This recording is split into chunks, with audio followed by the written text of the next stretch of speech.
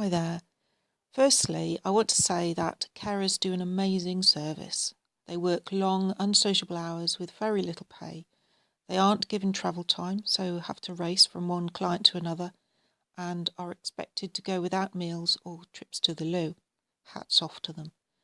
However, here I just wanted to explain how ME is affected by the care received and how vital it is to get it right.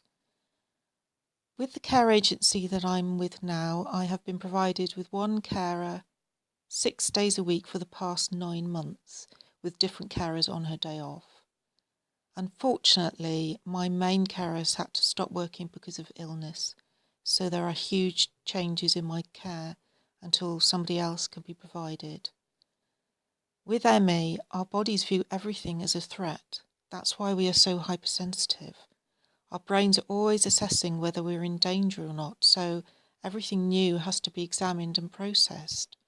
So, to a body that views everything as hostile to begin with, a state of flux is unnerving, chaotic, and very damaging. ME hates change and lack of routine. It hates overstimulation and disruption. Even different faces, different voices, and different heights can make the illness flare. Each carer does things differently at different speeds and in a different order. They're here to do their job and then rush on to the next client, and although they do their job well enough, they aren't given the time or opportunity to learn the specific ways and individuality of the illness, and importantly, what not to do, which makes it worse. Now, this is not about being fussy. This is about how the tiniest little thing can knock an ME sufferer back to a place where they are unable to move or speak and are in unbearable distress, which can take years to recover from. Also, it can be preventing any motion forward as regards improvement, because every ounce of energy is taken up by the carer visits and recovery afterwards.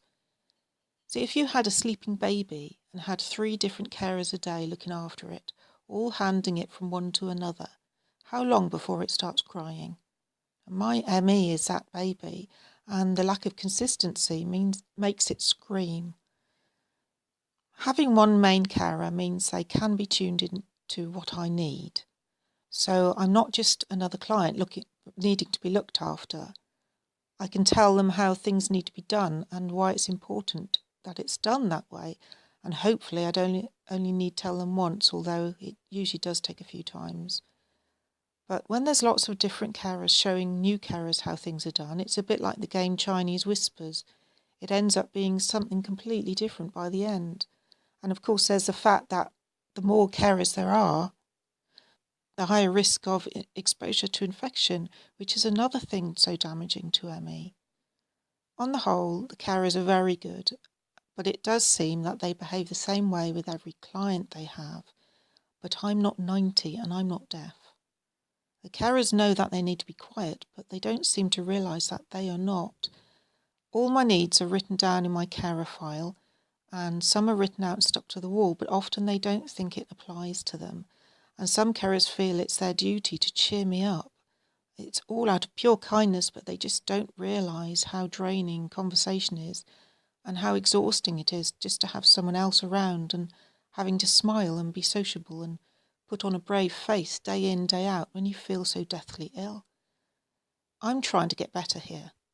In the 81 months that I've been bedridden, only 15 of those I've had a main carer whose care has helped me stabilise and improve. Now, if you had flu and had to have 3 different people coming in your house every day, all doing things differently, wouldn't that make you feel worse? ME is very difficult to cater for, but if the carers do things exactly how I need them to do and realise the importance of that, it may mean less time in bed, less symptoms and faster recovery for me. So I thought I'd just put that across, and thank you for listening. Bye.